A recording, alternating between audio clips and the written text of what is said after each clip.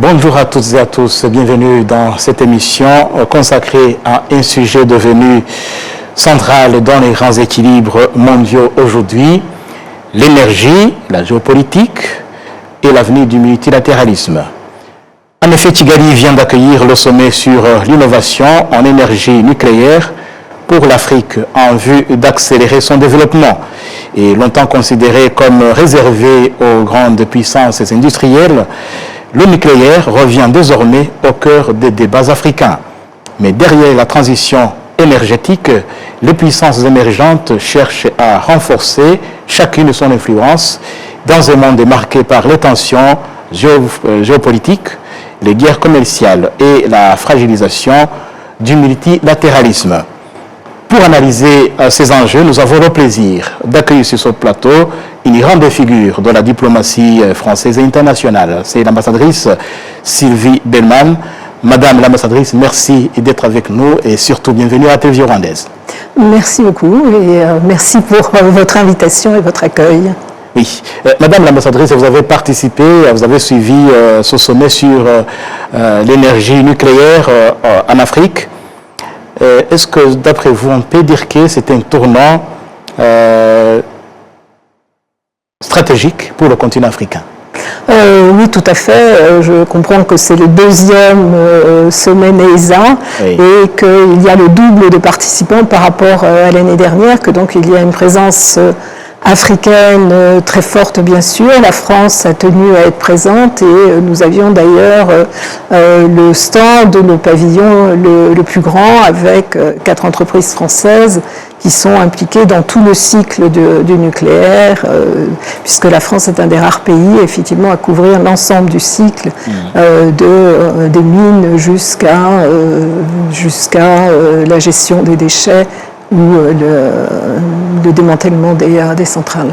Oui, et Madame l'ambassadrice, pendant longtemps, le nucléaire a été considéré comme réservé aux seules grandes puissances mondiales.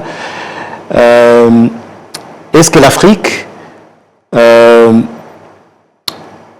qui se réveille, a raison de s'intéresser aujourd'hui à ce domaine du nucléaire par rapport à son développement? Oui, elle a tout à fait raison, parce qu'il y a dans le monde de plus en plus d'électricité, et on le voit bien. La France a commencé son programme nucléaire à la suite des premières crises du pétrole dans les années 70.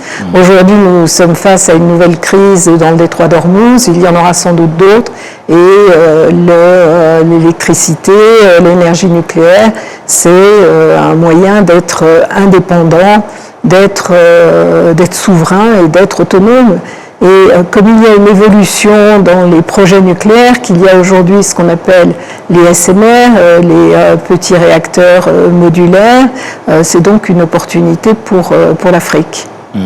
Et alors, compte tenu de votre expérience, l'expérience de votre pays en la matière, la France, qui se sert de cette énergie déjà depuis des années, est-ce que vous pensez que ce domaine du nucléaire peut largement aider les pays africains à accélérer leur développement industriel aujourd'hui? Oui, tout à fait, parce qu'encore une fois, on a de plus en plus besoin d'électricité aujourd'hui. Il y a un facteur nouveau qui est aussi ce qu'on appelle les data centers, les centres de données, et c'est indispensable d'utiliser cette énergie.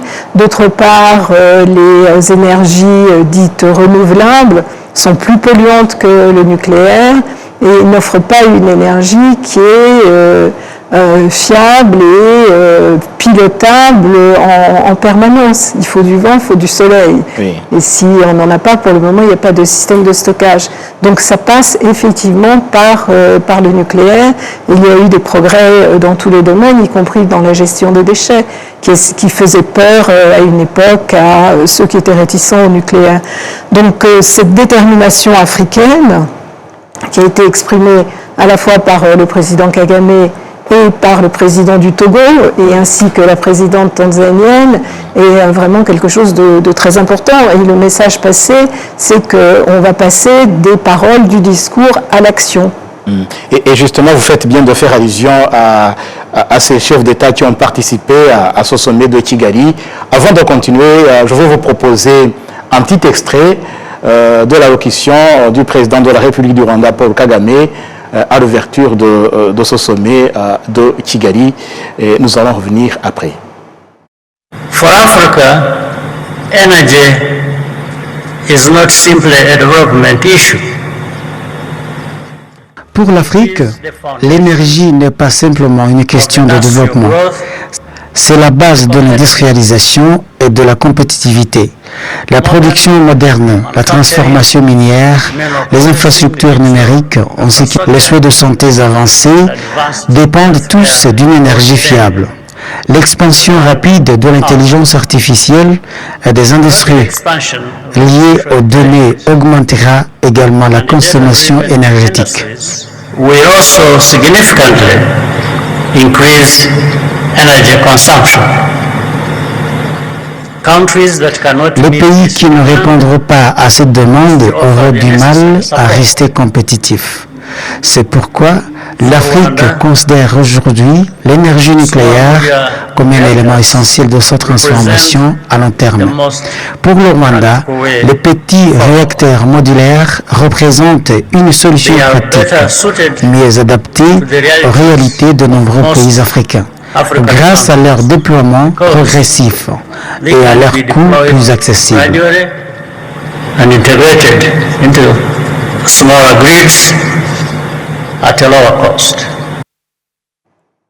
C'était là le président de la République du Rwanda, Paul Kagame, à l'ouverture de ce sommet sur le nucléaire en Afrique. Madame l'ambassadrice, le président Kagame vient de montrer que l'usage, le recours au nucléaire, c'est un impératif pour les pays africains qui veulent accélérer leur développement. D'après votre expérience, l'expérience de votre pays, comment concilier développement et cette transition énergétique si chère pour l'Afrique? Oui, d'abord je pense que la position qui est prise par le président Kagame est visionnaire. Elle est visionnaire pour le Rwanda, mais également pour l'ensemble de l'Afrique, pour tous les arguments qu'il vient de développer. La transition énergétique n'est absolument pas contraire à la nécessité de développement, bien au contraire. Et en fait, moi j'ai travaillé en Chine dans le passé. Les Chinois, au début, nous ont dit « nous, notre priorité, c'est le développement, on verra après pour la transition énergétique oui. ». Et on voit bien aujourd'hui, puisqu'ils sont très avancés dans ce domaine, qu'ils ont compris que les deux étaient tout à fait conciliables. Donc c'est notre position, et je pense effectivement que ça n'a rien de contradictoire. Et alors, vous suivez de près ce développement et l'usage du nucléaire à travers le monde. Vous venez de nous parler de ce que vous avez pu expérimenter en Chine. Quels sont les défis que le continent africain doit relever, doit surmonter pour justement bien embrasser son nucléaire et avec ses avantages? Alors, d'abord, une politique nucléaire, c'est sur le long terme. Ça ne doit pas changer avec chaque gouvernement. Oui. C'est stratégique parce qu'une centrale, alors on connaît la durée de vie des centrales de puissance, bon, c'est 60 années environ. Pour les SMR, je ne sais pas, mais en tout cas, on ne peut pas faire des zigzags, commencer à construire, ne plus le faire, et exploiter, ne plus exploiter. Donc il faut vraiment que ce soit sur le long terme. Ensuite, il faut un système de régulation. Oui. Et par ailleurs un leader bien sûr comme on l'a eu en France avec EDF, et puis après une politique de standardisation parce qu'on ne peut pas changer de design à chaque fois qu'on construit une nouvelle centrale nucléaire.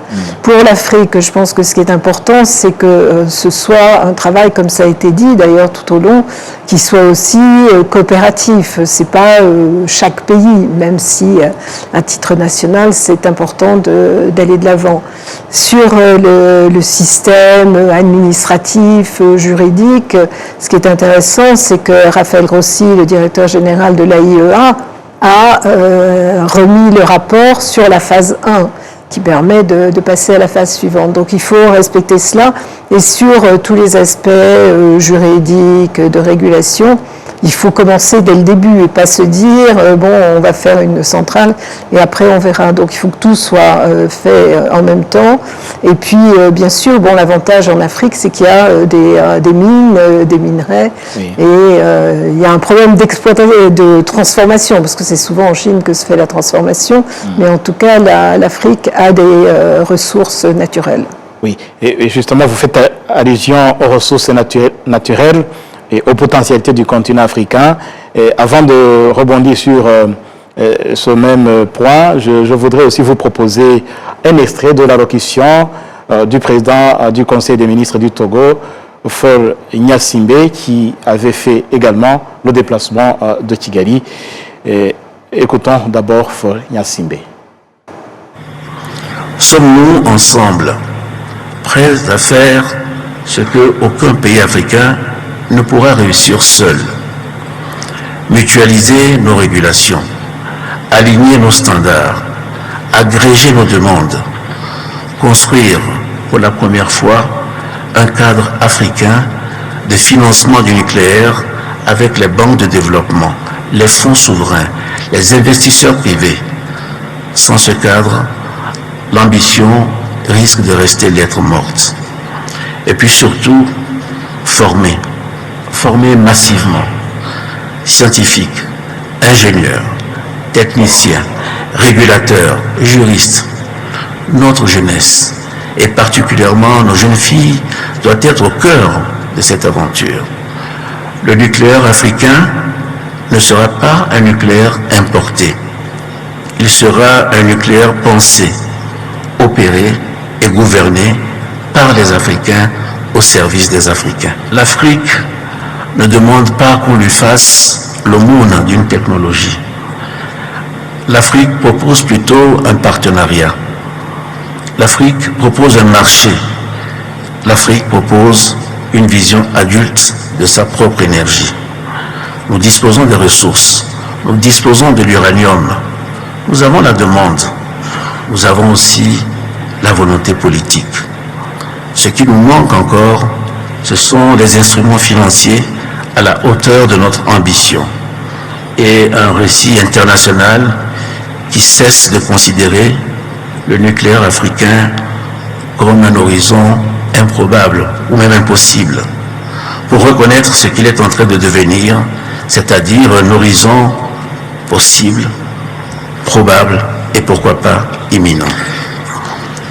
Faisons donc de NESA 2026 le sommet où l'Afrique a cessé de débattre du si pour s'organiser autour du comment et du quand. Le sommet du basculement entre les intentions et les investissements. Oui, le président du Conseil des ministres du Togo, Faure Gnassingbé. Madame l'ambassadrice, pensez-vous que l'Afrique a les capacités institutionnelles nécessaires pour développer une filière nucléaire sûre aujourd'hui?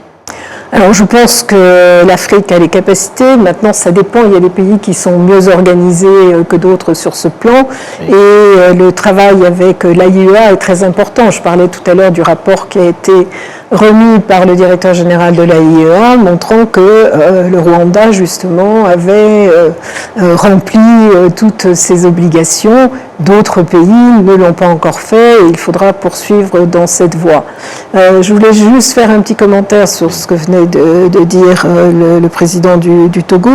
Il parle effectivement des financements, c'est évidemment une condition indispensable. Un grand défi. Un grand défi, absolument. Alors les choses changent un petit peu parce que la Banque mondiale, qui était réticente à investir dans le nucléaire, est aujourd'hui ouverte à cela. Par ailleurs, les deux banques d'investissement d'Afrique de l'Est et d'Afrique de l'Ouest étaient présentes aujourd'hui et on dit qu'elles étaient engagées pour cela. Et un autre élément, c'est l'Union européenne qui a été également très hostile au nucléaire.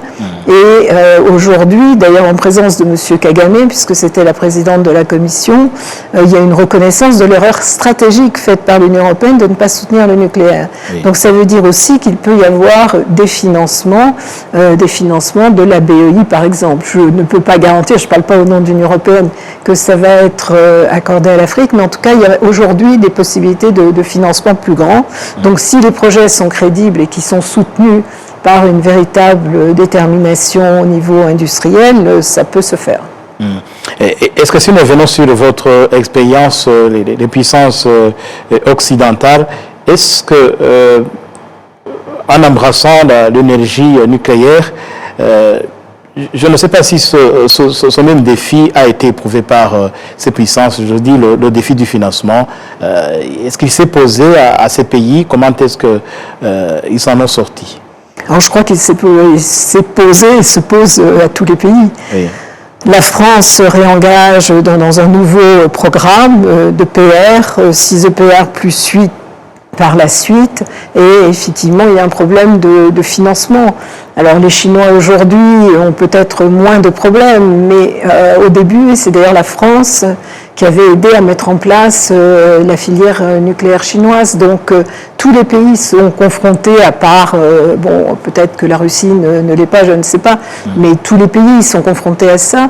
Et comme la France a également construit la centrale d'Hinkley Point, au Royaume-Uni, il y a eu des problèmes de financement. Donc ce n'est pas uniquement l'Afrique.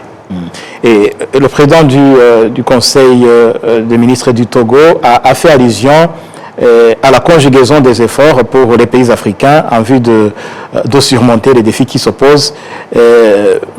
Pensez-vous que ce travail coordonné des pays africains peut les aider à accélérer l'usage du nucléaire? Ah oui, tout à fait. Il y aura d'abord il y a un peu un leadership qui est celui du Rwanda avec la création de NESA, oui, qui est effectivement une excellente initiative, et il faut un travail collaboratif bien entendu, et de toute façon il y a des ingénieurs dans tous les pays, il y a des jeunes, la réserve de jeunes est inépuisable. Il y avait un slogan sur les murs pendant ce sommet. Donc oui, il faut s'unir pour avoir effectivement un programme nucléaire africain. Et toujours parlant de votre expérience, vous avez vu les nations européennes embrasser le nucléaire, et justement vous voyez aussi leur importance, leur rapport au développement de ces pays. Pensez-vous que le nucléaire peut aider les pays africains à réduire leur dépendance énergétique envers des puissances étrangères? Oui, tout à fait. Encore une fois, le programme français dérivait de cela, de problématique d'indépendance énergétique. Donc c'est le cas également pour les pays africains. Oui, de mon expérience, et d'ailleurs, il y a une vraie renaissance du nucléaire aujourd'hui dans le monde, pas seulement d'ailleurs en Europe. Des pays qui étaient réticents se rallient au nucléaire. Et bon, comme vous l'avez indiqué, je préside le Salon nucléaire mondial, qui est le plus grand au monde, oui, le plus grand salon du nucléaire civil, avec 36 000 visiteurs, plus de 1000 exposants.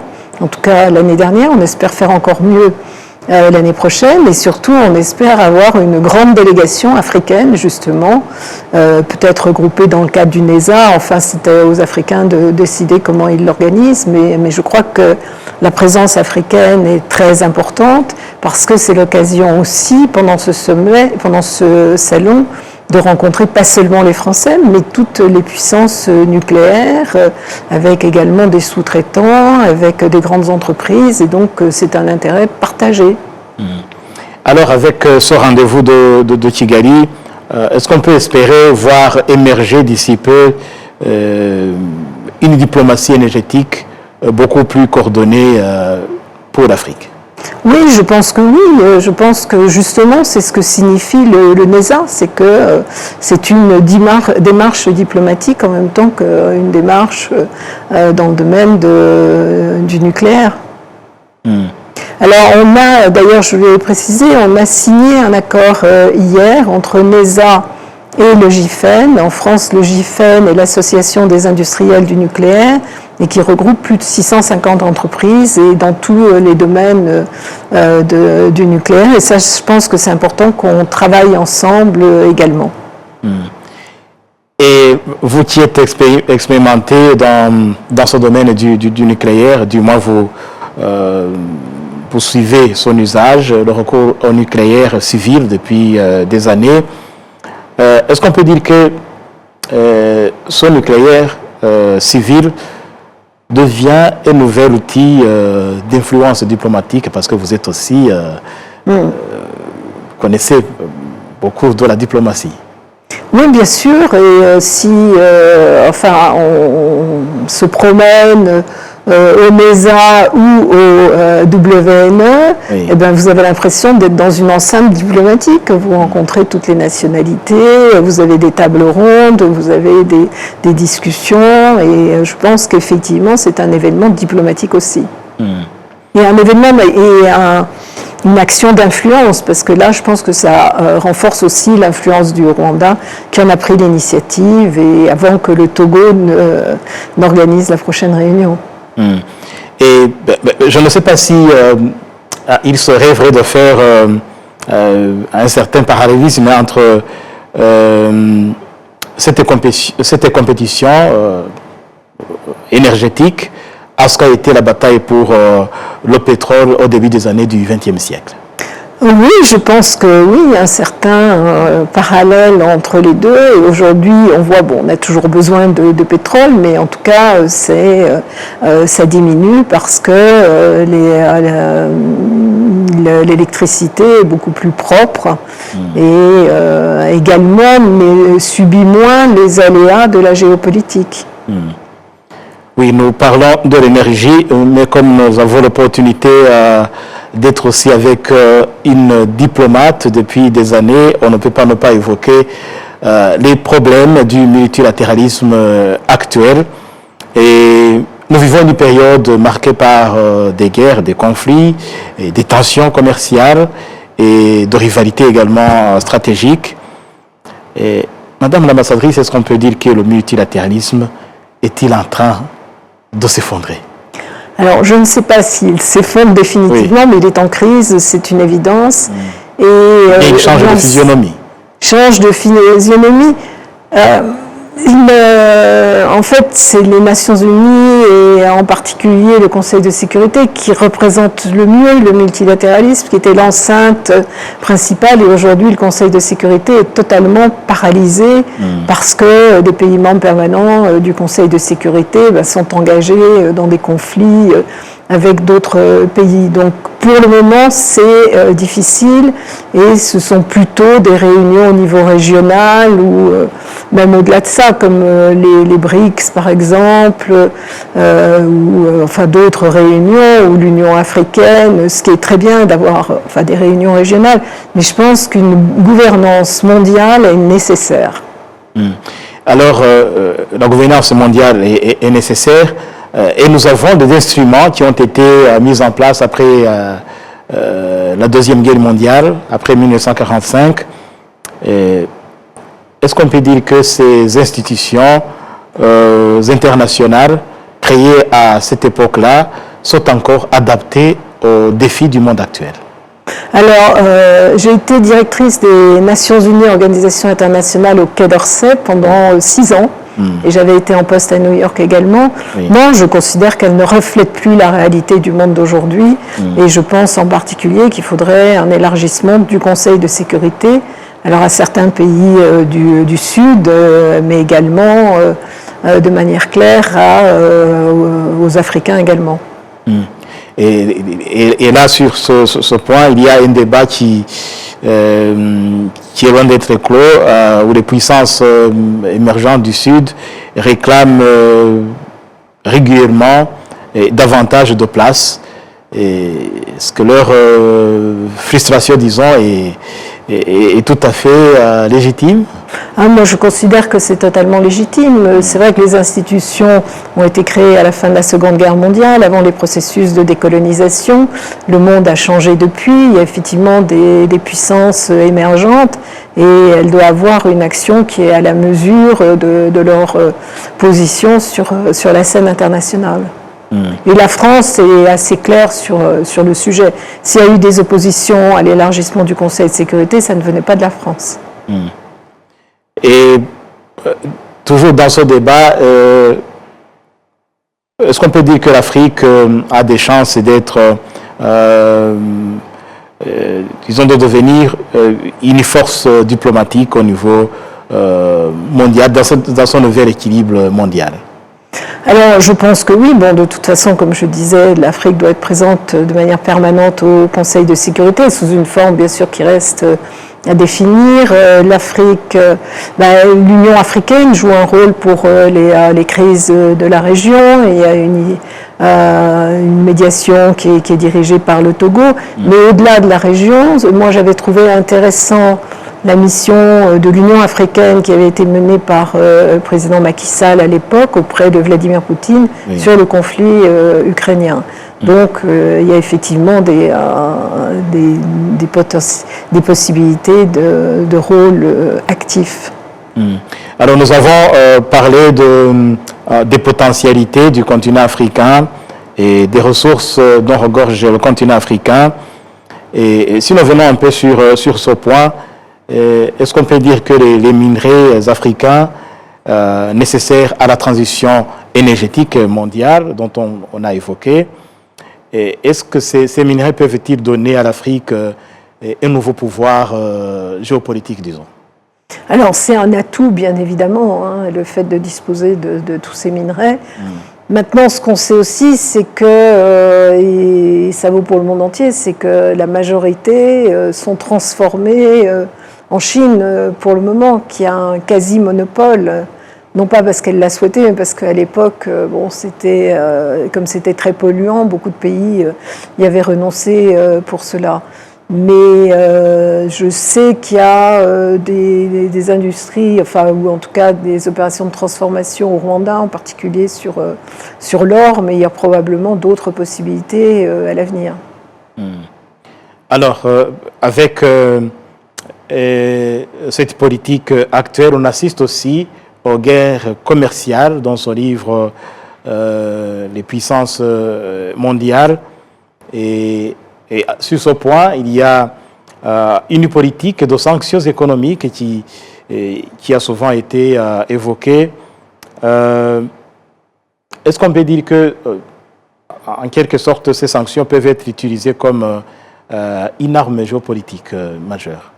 C'est utilisé comme une arme géopolitique majeure. Il y a une forme d'arsenalisation effectivement des sanctions, et les sanctions sont souvent unilatérales, extraterritoriales, et en fait la France a toujours contesté le principe de ce type de sanctions, et qui s'étend malheureusement de plus en plus. Alors, revenons à votre domaine, votre carrière de la diplomatie. Vous avez représenté la France dans plusieurs grandes puissances mondiales. Et comment voyez-vous la diplomatie aujourd'hui par rapport au temps où vous représentiez la France dans ces grandes puissances? Est-ce qu'il y a un profond changement ou bien c'est toujours le même statu quo malgré les défis nouveaux qui s'opposent? Bon, je pense que ça a effectivement changé. Il y avait des codes à l'époque qui étaient respectés aux Nations Unies et ailleurs. Les relations étaient sans doute plus courtoises, moins violentes. Ça ne veut pas dire qu'il n'y avait pas de guerre, il y a toujours eu des guerres. Mais les rapports étaient effectivement moins brutaux qu'ils ne le sont aujourd'hui.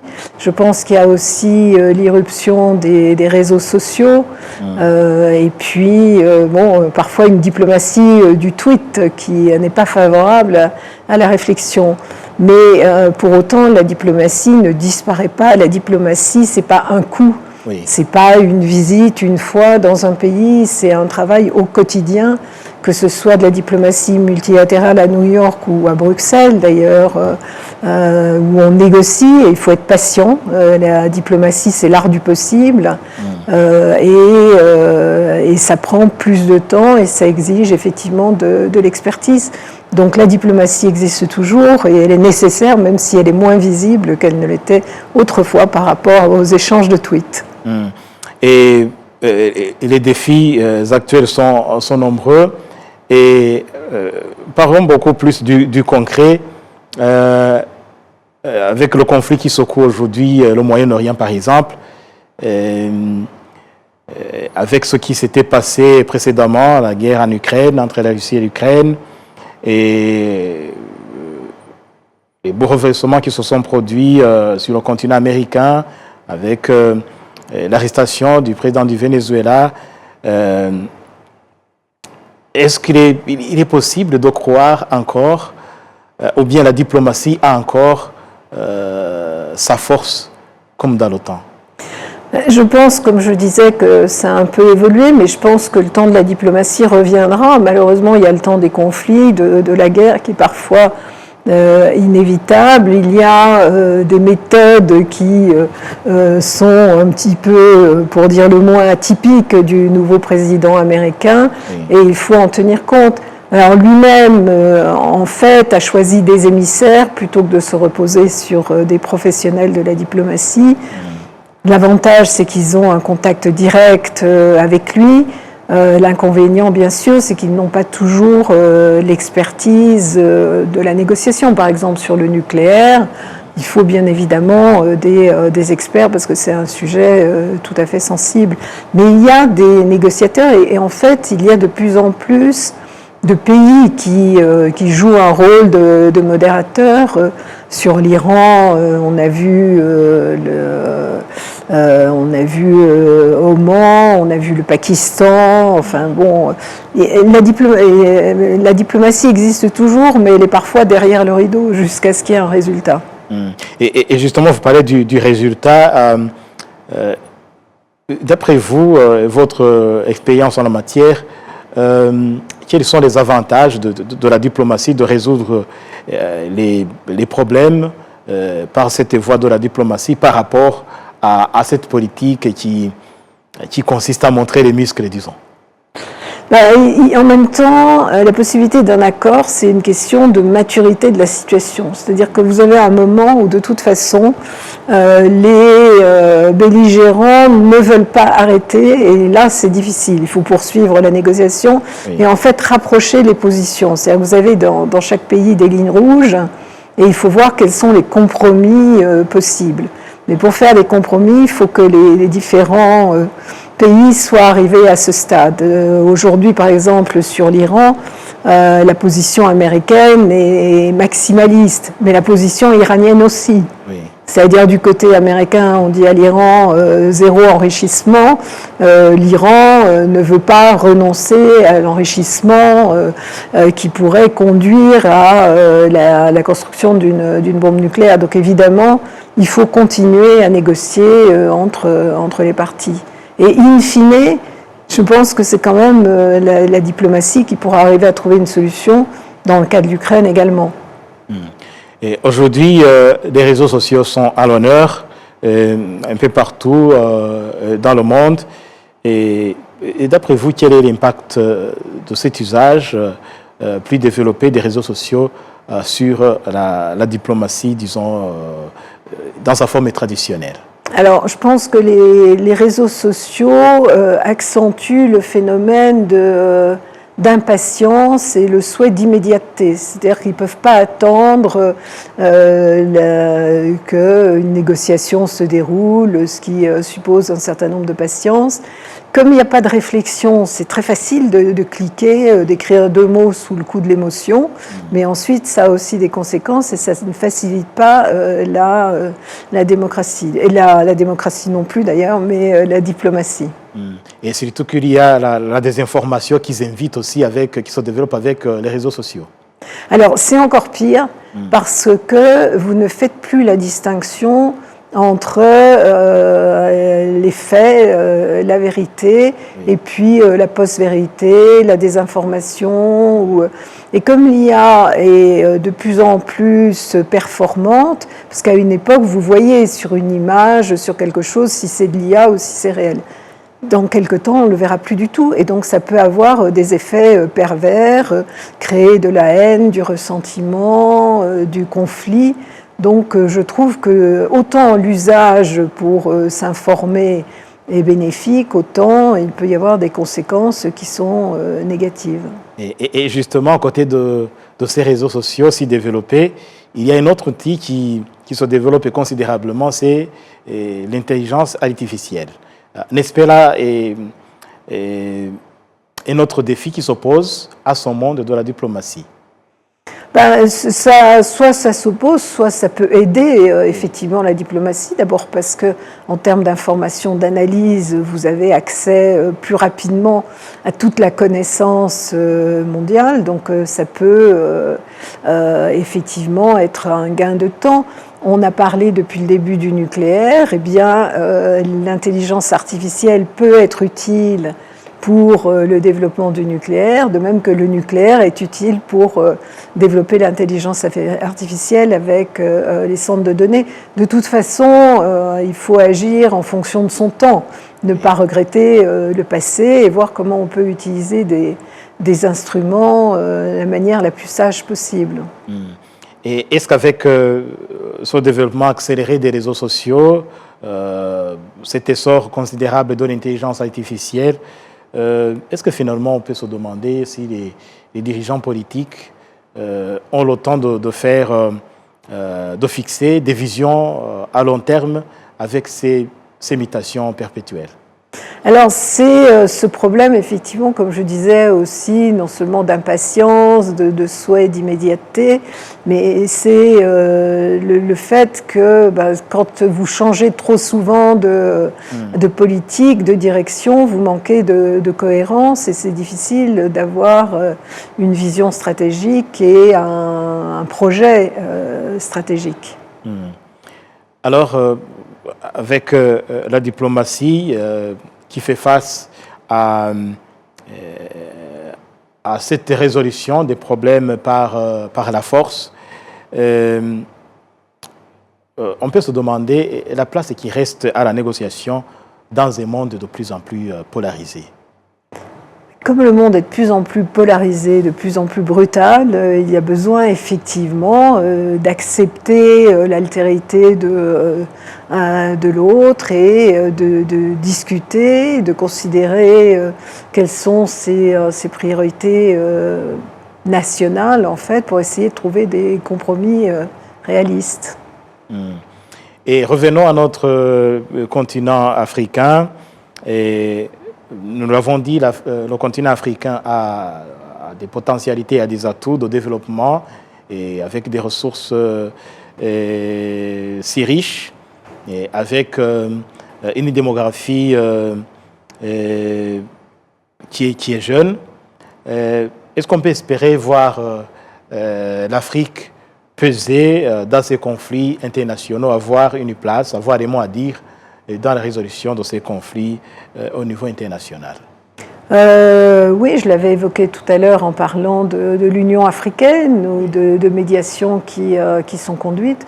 Donc je pense effectivement que l'Afrique peut avoir une place. Et s'il y a une réforme du Conseil de sécurité qui a un accès à davantage de pays africains ou à terme à l'UA, enfin je ne sais pas parce que bon, les négociations se passent aujourd'hui à New York, ben évidemment l'Afrique aura toute sa place. Et nous venons de parler de l'intelligence artificielle. Est-ce qu'on peut dire que il va finalement rebattre les cartes de la puissance mondiale? Est-ce que ça rebat les cartes de la puissance mondiale? Je n'en sais rien parce que pour le moment, les pays les plus avancés dans le domaine de l'intelligence artificielle sont justement les puissances mondiales. Et quand je parle de puissance mondiale, je ne parle pas seulement des États-Unis, mais c'est le cas de la Chine aussi, par exemple. Oui. Et je pense qu'il est très important que l'Europe, l'Afrique développent également des outils dans ce domaine. Alors, diplomate que vous êtes, vous avez exercé pendant longtemps dans ce domaine de la diplomatie et depuis bien d'autant vous suivez aussi cet usage et le recours au nucléaire pour accélérer le développement avec tout ce que vous voyez chez vous en France et dans d'autres pays également. Est-ce qu'il y a lieu d'être optimiste quant à l'avenir du multilatéralisme actuel avec tous ces défis que vous avez évoqués? Alors, le monde a complètement changé parce qu'aujourd'hui, on a eu un monde bipolaire, on a eu un monde unipolaire, et aujourd'hui, on a un monde multipolaire. Donc ça, je pense que c'est une bonne chose. En revanche, comme je disais tout à l'heure, je pense que malgré tout, il faut une forme de gouvernance mondiale, et je suis, disons, pessimiste à court terme et plus optimiste à long terme, parce que je pense qu'après les guerres, et elles vont bien prendre fin, il y a toujours un souhait de reconstruction sur de nouvelles bases.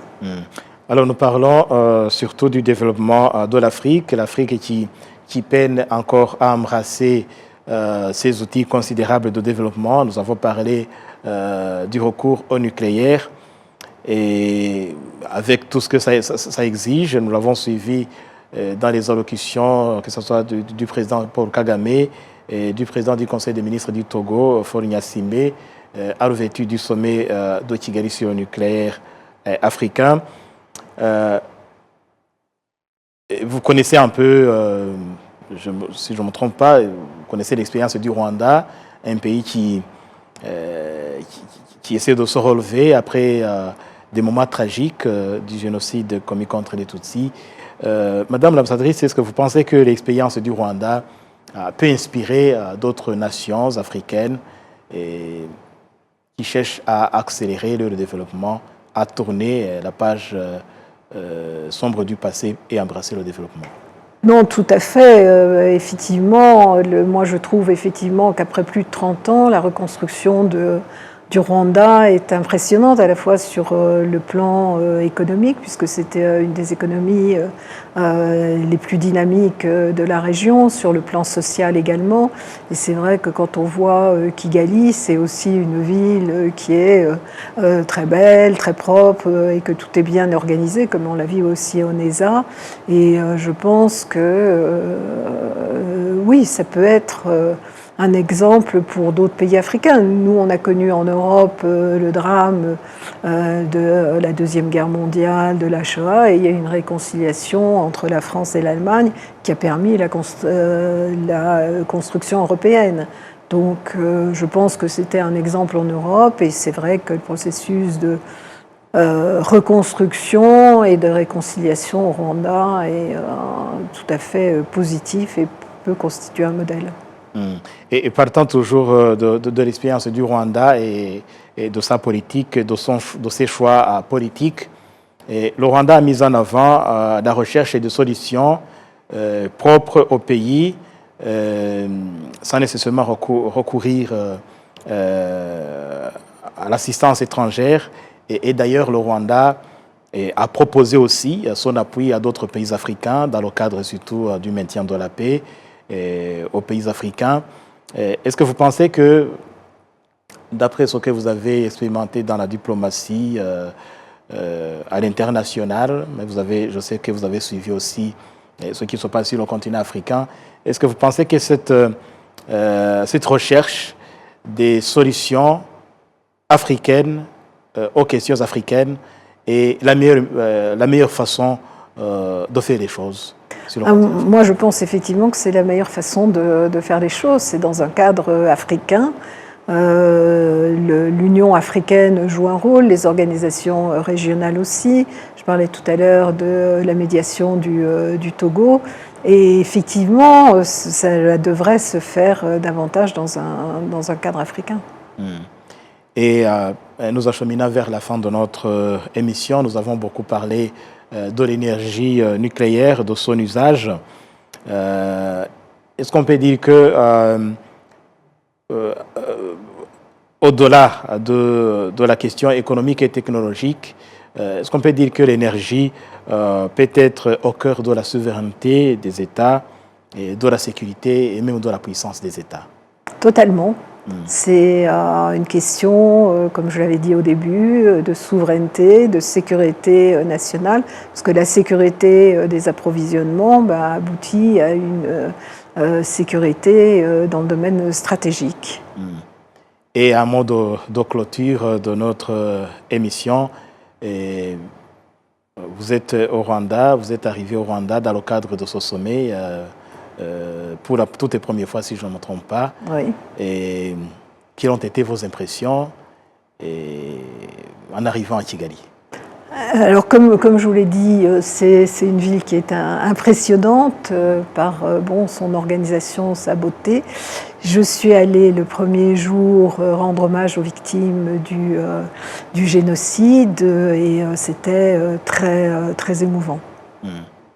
Et comment voyez-vous l'avenir du Rwanda par rapport à ce passé sombre et des réalisations que vous avez pu voir en si peu de temps et les partages aussi au sein de ce sommet sur le nucléaire? Justement, je trouve que ce sommet est une illustration de ce que peut faire le Rwanda pour être tourné vers l'avenir et pour coopérer avec l'ensemble des pays africains. Et Madame l'ambassadrice Sylvie Berman, merci pour votre éclairage, votre expérience et surtout vos analyses de ces transformations profondes qui redessinent aujourd'hui les rapports de force mondiaux. Merci d'avoir accepté notre invitation. Merci beaucoup. Merci à vous également qui avez suivi cette émission.